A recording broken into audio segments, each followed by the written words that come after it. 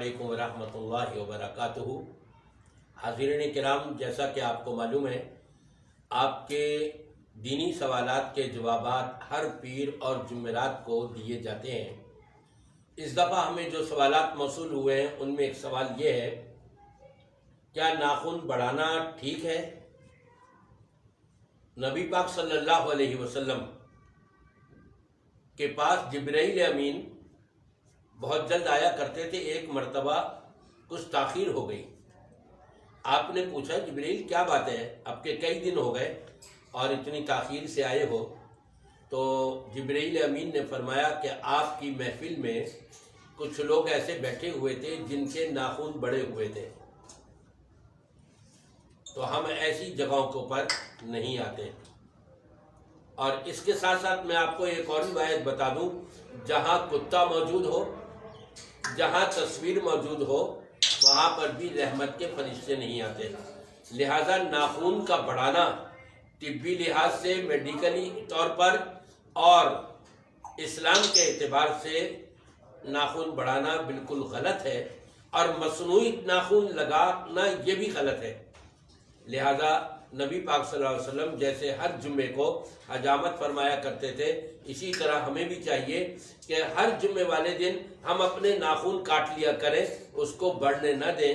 اس کے اندر ہم کتنی صفائی کیوں نہ کر لیں، لیکن کہیں نہ کہیں سے ایسے ذرات لگ جاتے ہیں جو ہم کو نظر بھی نہیں آتے، اور ہم سمجھتے ہیں کہ ہاں جی بالکل صاف ہے ہمارے ناخن، وہی ہمارے کھانے کے ساتھ اگر چلے گئے بیماری کا سبب بن سکتا ہے۔ پھر سوال کیا گیا ہے، نیل پالش لگانے سے کیا کھانا مکروہ ہو جاتا ہے؟ نہیں، کھانا مکروہ نہیں ہوتا، کھانے کے اوپر اس سے کوئی فرق نہیں پڑتا ہے۔ آپ نیل پالش لگا کر کے کھانا کھا سکتے ہیں۔ سوال نمبر 118، نیل پالش لگانا صحیح ہے کیا؟ یہ لگانے سے نماز ہو جائے گی؟ ہاں، البتہ یہ بات ضرور ہے، جب نیل پالش لگائی جائے اور وضو کیا جائے تو ناخنوں کے اوپر پانی ٹچ نہیں ہوتا۔ لہذا ناپاکی کے ایام میں تو نیل پالش لگا لیں جب نماز نہ پڑھنی ہو، اور ویسے جو ہے عام اس کے اندر اگر نیل پالش لگائیے کبھی تو وضو کرنے سے پہلے اس کو صاف کر لیں بالکل، اور پھر وضو کریں۔ جب وضو کا پانی ناخن پر ٹچ نہیں ہوگا، وضو نہیں ہوگا، تو نماز کیسے ہوگی؟ سوال نمبر 119 ہے، مصنوعی وگ لگانے کے بارے میں کیا حکم ہے؟ یہ تو لوگوں کو ایک طرح کا دھوکہ دینا ہے کہ ہمارے اتنے بڑے بال ہیں اور ایسا ہے ویسا ہے، لہذا لوگوں کو دھوکہ دینے سے اپنے آپ کو بچانا چاہیے۔ جو اللہ نے قدرتی طور پر بال دیے ہیں بس اسی پر اکتفا کریں۔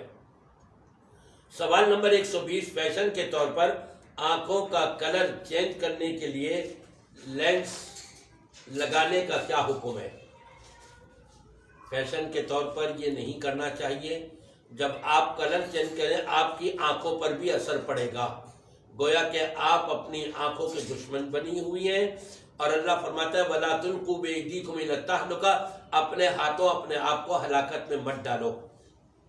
وہ علیحدہ بات ہے کہ آپ کو چشمے کا نمبر مل گیا اور چشمہ لگانا آپ کے لیے دشوار ہوتا ہے، اور وہ لینس لے کر کے اسی نمبر کا وہ آپ نے آنکھ میں لگا لیا ہے، اس میں کوئی مذائقہ نہیں، لیکن یہ کلر چینج کرتے رہنا اپنے لیے نقصان دہ ہے، اس سے بچنا چاہیے۔ سوال نمبر 121 ہے، بالوں کا کلر چینج کرنے کے بارے میں کیا حکم ہے؟ اگر سفید ہو جائے تو اس کے لیے تو اللہ کے رسول صلی اللہ علیہ وسلم نے فرمایا ہے، جیسے فتح مکہ کے موقع پر حضرت ابو قحافہ رضی اللہ تعالیٰ عنہ جو فتح مکہ پر مسلمان ہوئے تھے اور حضرت ابو بکر رضی اللہ تعالیٰ عنہ کے والد تھے، جب آپ کے سامنے نبی پاک صلی اللہ علیہ وسلم کے سامنے لایا گیا تو سر کے بال، داڑھی وغیرہ سب سفید تھے، تو آپ نے فرمایا اسبغوہ، ان کو کلر لگاؤ، وجتنبوا السواد، لیکن کالا مت کرنا، کالے پن سے بچنا۔ آج کل ملا مولویوں نے اپنے لیے کھینچا تانی کر کے نکال لیا کہ ہاں جی کالا بھی کر سکتے ہیں۔ آپ حکم دے رہے ہیں وجتنبوا السواد، کالے پن سے بچنا، کالا مت کرنا۔ سوال نمبر 122 ہے، ایسے علاقے میں ہم رہتے ہیں کہ جہاں پر گائیں اور بھینسیں نہیں ہیں، یا اگر کسی کے پاس ہے تو دودھ بہت کم ملتا ہے اور گاؤں والوں کو، علاقے والوں کو دودھ پورا نہیں ہوتا، وہاں گھوڑے گھوڑیاں پالی ہوئی ہیں، کیا گھوڑی کا دودھ استعمال کیا جا سکتا ہے؟ ضرورت پڑنے پر گھوڑی کا دودھ استعمال کیا جا سکتا ہے، یہ حلال جانور ہے، حرام نہیں ہے۔ صحابہ کرام رضوان اللہ علیہم اجمعین نے ایک سفر میں گھوڑے کو ذبح کیا اور اس کو پکا کر کے کھایا تھا۔ سوال نمبر 123 ہے، جاب کے اوقات میں فرصت نہ ملنے کی وجہ سے ظہر، عصر اور مغرب کی نماز کو جمع کر کے ایک ساتھ پڑھ سکتے ہیں؟ جاب کے اوقات میں آپ کو کھانے کا ٹائم مل جاتا ہے، آدھا گھنٹہ، نماز کے لیے ٹائم نہیں ملا۔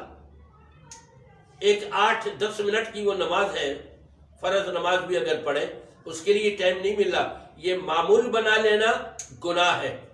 اور کبھی کبھار ایسا ہو گیا کہ مجبوری کی وجہ سے یاد نہیں رہا، اتنی مشغولیت رہی اور بعد میں یاد آیا کہ میری تو آج ظہر کی عصر کی بھی رہ گئی اور مغرب کے وقت یاد آیا ہے، اب وہ تینوں نمازیں مغرب کے وقت میں پڑھی جا سکتی ہیں بوجہ مجبوری، شرعی عذر ہے۔ لیکن ایسا روٹین بنا لینا اور ایسا کرتے رہنا یقیناً یہ جرم ہے اور گناہ ہے، اس سے اپنے آپ کو بچائیے۔ اللہ تعالیٰ نے فرمایا ہے ان الصلاۃ کانت علی المؤمنین کتابا موقوتا، ایمان والوں کے اوپر فرض نماز جو کی گئی ہے یہ وقت مقررہ پر ادا کرنا فرض کی گئی ہے۔ سوال نمبر 124، مسافر امام کے قصر کرنے پر مقتدیوں کو جماعت کا پورا ثواب ملے گا یا صرف 2 رکعت کا؟ کیونکہ انہوں نے جماعت کے ساتھ 2 رکعتیں پڑھی ہیں اور امام نے 2 رکعتیں پڑھ کے سلام پھیر دیا اور بعد میں مقتدی کھڑے ہو کر کے اپنی 2 رکعتیں پوری کر رہے ہیں۔ جب شروع سے ہی وہ جماعت میں شامل ہو گئے ہیں تو انشاءاللہ تعالیٰ ان کو پوری جماعت کا ثواب ملے گا۔ اللہ بڑا غفور الرحیم ہے، رحمان اور رحیم ہے، اس کے ہاں اجر کی کوئی کمی نہیں ہے۔ اگر ہمارے دامن سکڑے ہوئے ہیں لیکن رب تبارک و تعالیٰ یقیناً اس کو پوری جماعت کے ملنے کا اجر و ثواب عطا فرمائیں گے۔ یہ سوالات جو ہمیں اس دفعہ موصول ہوئے تھے وہ آپ کی خدمت میں پیش کیے گئے ہیں، آپ کو پسند آئے ہیں تو دین، قرآن اور سنت کی باتیں یہ آگے پھیلائیے تاکہ آپ بھی اس اجر کے اندر شریک ہو جائیں۔